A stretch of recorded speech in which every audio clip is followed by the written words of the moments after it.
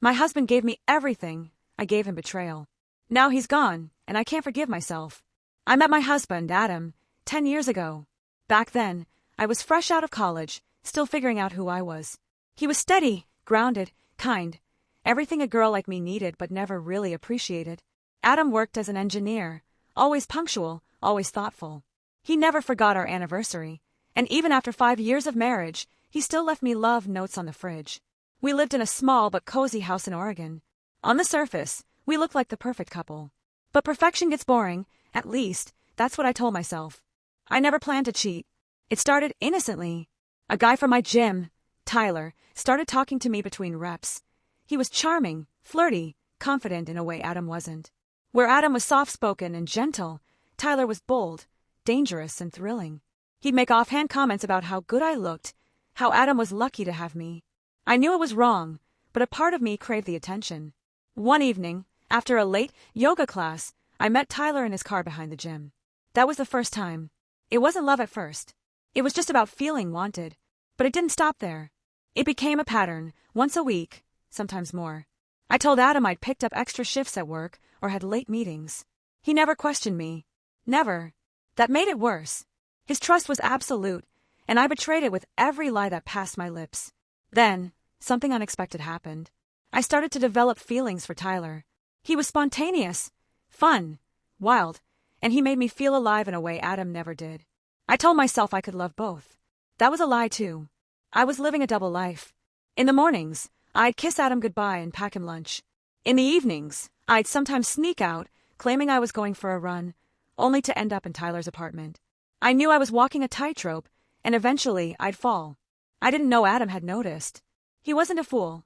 He saw the extra showers I took, the late-night texts I quickly deleted, the way I flinched when he touched my phone. But being the man he is, he didn't confront me, not at first. He waited. He observed. He planned. And then karma knocked. One night, Tyler and I were at a rooftop bar 2 towns over. It was dimly lit, cozy, the kind of place you think no one would recognize you. I laughed a little too loudly, leaned a little too close, and kissed him just as the waiter brought our drinks. What I didn't realize, the waiter was Adam's coworker's son. He recognized me immediately. Adam found out that night, but he didn't yell. He didn't cry.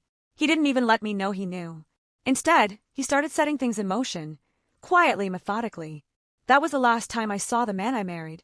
The Adam I knew vanished, replaced by someone cold, strategic, and heartbreakingly silent. I kept going on with my life, unaware that the trap was already closing in. Tyler, as usual, was indifferent to the consequences. He thought I was going to leave Adam eventually, but Adam had already made a move none of us saw coming. And when it came, it hit like a freight train. 3 weeks passed. Adam still hadn't said a word about my affair. It was the silence that scared me more than if he'd shouted. He was calm. Too calm. He still made me breakfast. Still kissed me on the forehead before work. But something in his eyes had changed, like he was watching me, like he was waiting. I thought maybe he didn't know after all. Maybe I was just paranoid. Maybe I could bury all of this and pretend none of it happened. But karma doesn't work that way. It started with our joint bank account. One morning, I went to order a dress online, and my card was declined. I checked the account. It was empty. I panicked. I had savings of my own, but all the bills and mortgage payments were routed through that joint account. I called Adam. "Oh," he said casually. "I separated our finances. I thought it was time." That was it. No emotion. Just matter of fact. I asked why, heart pounding. He paused. "You've had other priorities lately. Figured I should do the same." I froze. That night I confronted him. I cried. I lied.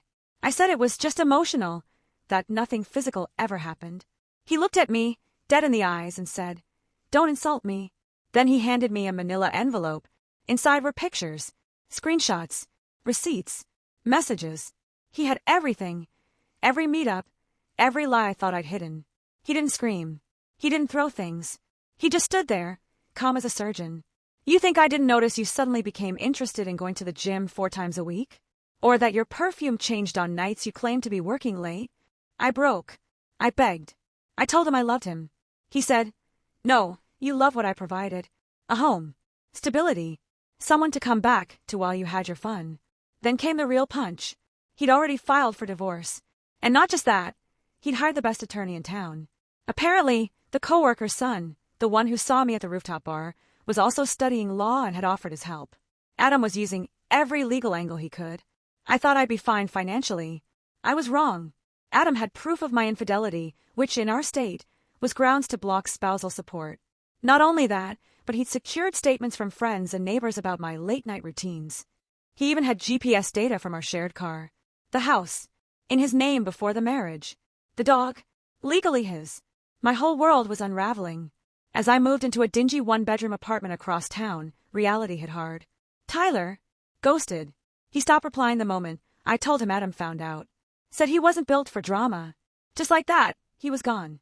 Turns out, I was never more than a fling to him. A distraction. The irony, I gave up a man who loved me unconditionally for someone who didn't even care if I made it home safe. I'd lost everything. Adam, on the other hand, flourished. He got promoted, started working out, even began dating again. I saw a picture of him on Facebook, smiling, confident, arms around a gorgeous woman who looked at him like he was the only man in the world. That used to be me. And now, I sit alone in my apartment, scrolling through old messages, wondering how I let something so real slip through my fingers. A year passed. I thought time might soften the pain. That maybe I'd find peace, or even someone else. But loneliness has a way of settling into your bones when you know you deserve it. I tried reaching out to Adam once. Just a simple message. Hey, I miss you. I'm sorry. He didn't reply. The man who once brought me soup when I had a cold now acted like I never existed. That hurt more than the silence. Tyler, he moved to another city, started dating some younger girl. I saw it on Instagram. No surprise. He'd always been shallow, living for validation and the next cheap thrill. I was just another notch to him. And here I was, left with nothing but my guilt. I got a job at a local retail chain, something to keep me afloat. My social circle shrank. Most of the people I thought were friends quietly took Adam's side, especially after they saw the evidence he'd collected. They weren't cruel, they were just disappointed. One day, I ran into Adam at the grocery store. He looked incredible. Leaner, healthier, more confident. Beside him was a woman, tall, graceful, holding his hand. She gave me a polite smile, not knowing who I was. Adam met my eyes briefly. No hatred, no emotion, just indifference. I forced a smile. My heart cracked open. Hey, I said quietly. Hope you're doing okay. He replied simply. No small talk. No drama. He turned and walked away with her, just like that. That's when it really hit me. I wasn't the villain in some temporary drama. I was the one who burned down the life I once prayed for. A few weeks later, I received an envelope in the mail. It was from Adam's attorney. I almost didn't open it, but curiosity won. Inside was a document. Final confirmation that the divorce settlement had gone through completely. It included one last letter, handwritten from Adam. You were right once. I didn't excite you. I wasn't spontaneous or bold. I was just a man who gave you everything without asking for much in return.